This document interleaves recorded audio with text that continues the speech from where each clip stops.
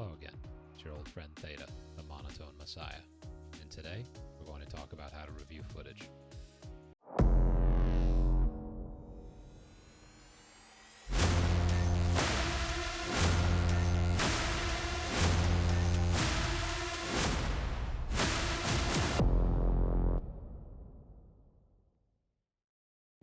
If you play any sort of esport, you're bound to have tons of footage you can review.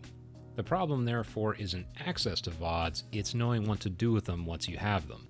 While I'm a firm believer in taking the time to develop your own way of doing things, this is a subject I get asked about, so today I'll give you some of the guidelines I use whenever I'm watching VODs. First of all, I always emphasize the fundamental mechanics of what's going on over minute tactical details. Every objective has critical control points that must be considered. Every team has fundamental strengths and weaknesses. And every player exhibits basic patterns which must be understood. So when I look at footage, my focus is not necessarily on where people are, what kind of loadouts they're using, etc. I do notice these things, of course, but it's not what I'm most concerned about. My preference is to break things down to their essence and see how they affect everyone involved in a match. This is known as reasoning from first principles, and it's by far the most useful way to review any kind of match footage. Your goal should be to peel away the most obvious superficial layers of what happened and spot the largely unconscious moves players make. Next, I differentiate between casts and POV footage, which can be categorized more generally as strategic and tactical footage. Strategic footage is what gives you a sense of what's happening across both teams during a match, and tactical footage is focused on one or a very small number of players and their specific actions during a given period of time.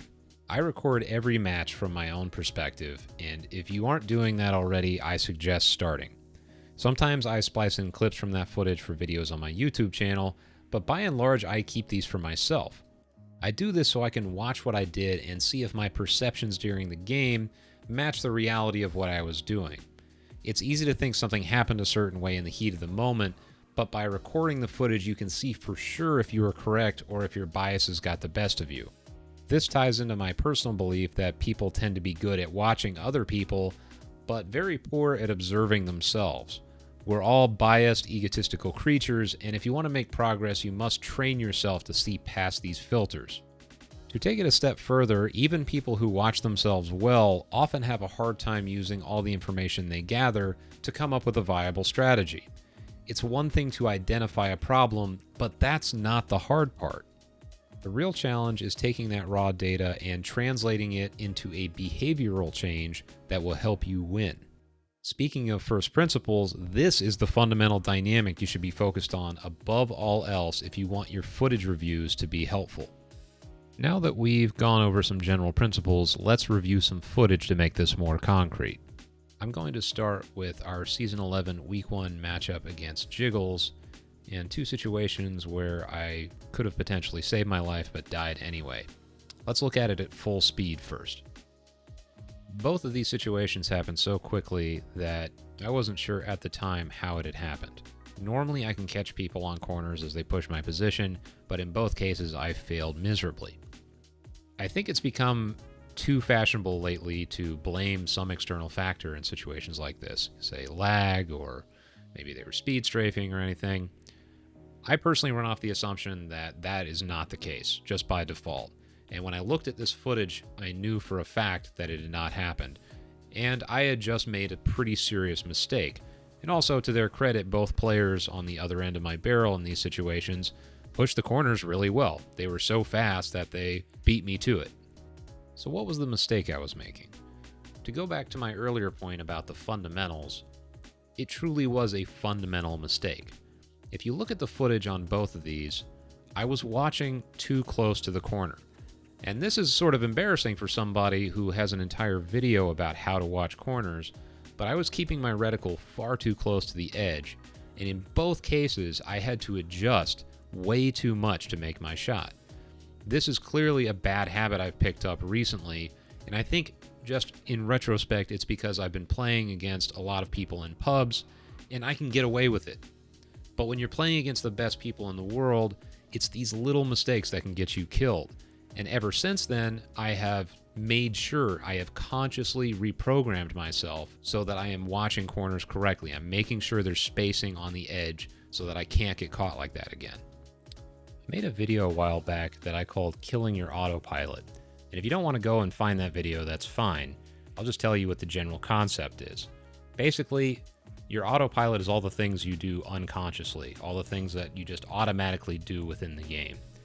And if you don't ever slow down and examine those autopilot routines, chances are good that you're going to hurt yourself one way or another. These are generally fundamental mistakes. And in this case, my autopilot needed to get slowed down. I think I had developed some bad habits from playing in pubs because I could get away with watching corners like that. I'm usually so fast that I can stop people from pushing a corner like that. In this case, I was wrong, and my fundamental mistake cost me my life twice and ended up hurting my team twice. The prime lesson I want you to take from these examples is that fundamental mistakes are made at all levels of the game, and it often requires you to just slow down and look at everything you're doing within the game to figure out where those mistakes are. It's also critical that you stow your ego a little bit and acknowledge, yes, this was a mistake, yes, it was a fundamental mistake, and then move on from there. There are far too many players who have egos that are so big they simply cannot acknowledge that they made a mistake, and they instead blame external problems on why they can't win. Don't be that player. Now that we've covered going over POV footage, or what I would call tactical footage, let's look at something that would be considered more strategic and how I think about casts. I'm going to use this round, which ended up being the last round of Subway, against Peacekeepers Season 11, Week 2. First of all, I spend most of my time looking at the map, as counterintuitive as that may sound. Spending most of your attention on the map means that you are forced to think of things from a higher level perspective. If all you do is watch what's happening in front of you on the screen, then you're bound to be focused on more superficial features of the game. When you're looking at the map, you can get a sense of how a team positions itself, both on offense and defense. And when you think about how a team positions itself in terms of the overall map, then you can start to think about things like, where should I position myself? Where should my teammates position themselves? How could I use the weaknesses I spot against them when I'm playing them? Likewise, if I'm watching footage like this where it's my team, I'm wondering to myself, where were the mistakes we made when these teams were playing us in specific ways? Again, it's very hard to look at yourself and come up with not only good criticisms, but criticisms that you can then translate into action. Fortunately, if you get casted enough, you can start to see the patterns, and it ironically becomes much, much easier to improve, because you can say, okay, these tactics, these strategies, they got tested, these are the holes that we've now identified, and from there, we can improve.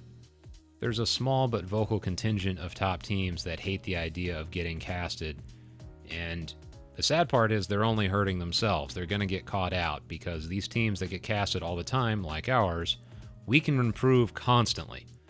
And the truth is that teams that want to maintain some gigantic secrecy edge, they are unethically trying to maintain an unfair advantage. And frankly, there's no place for that in modern esports. If you don't want to get casted, don't play on a top team, period. Anyway, I want to highlight what's going on right here. This whole play is an excellent example of, yes, it worked, but it could have been a disaster. And it's very, very important to find plays like that. Just because you ended up getting the win doesn't mean that you necessarily did all the right things. You might have gotten very lucky. In this case, there was a flanker coming up the south stairs, and he killed James, who was watching south stairs. At the same time, they were sending out LMG fire to create audio cover, so Wookie ended up getting shot in the back. This was a really smart play. It identified a major weakness of our defense, and they took advantage of it. So if I'm studying Mayhem, and I'm studying the way that we play Subway, I would look at this and say, wow, here's a weakness in their defense.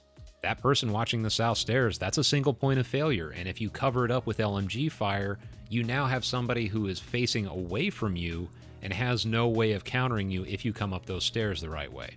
In this particular instance, Mono reacted very well and rotated back to the objective and killed the flanker before he could cap. You can't really see it on this footage, but it was at around this moment that I looked at my tablet and realized we lost all those people. So if Mono hadn't done that, we would have been capped on for sure. So when I knew that, when I looked at my tablet and saw what was going on, I ran out and Mono and I simultaneously got the finishing 2 kills. But despite the fact we won this, I look at this as a play where we need to work on something, because our lines are set up in such a way that there is a gigantic single point of failure on the south stairs. And that's the sort of thing you need to be looking for as well, even when you win. There's an old saying from boxing, which is, the punches you don't see are the ones that knock you out. It's a good thing to keep in mind, because when you don't recognize when successes could have been failures, you're going to get surprised. Because when you win, you need to be able to determine if you won because you were doing the right things or because you did something that was very high variance and it ended up paying off. There's a very big difference there. To flip it to the other side, it's also worth considering that sometimes you do the right thing and the timing and the luck, whatever you want to call it, just didn't quite work out the way you wanted to. All right, I think that's enough for now. So, bottom line is, make sure you're recording your POV. If there's a cast available, which there won't always be, make sure you're reviewing that and watch for plays that both worked and didn't. And across both of those categories, what's critical is paying attention to the fundamentals. What were your lines like? Were you checking corners correctly? Were you crossing spaces badly? Think about those things above all else. On that note, this is Theta, signing off.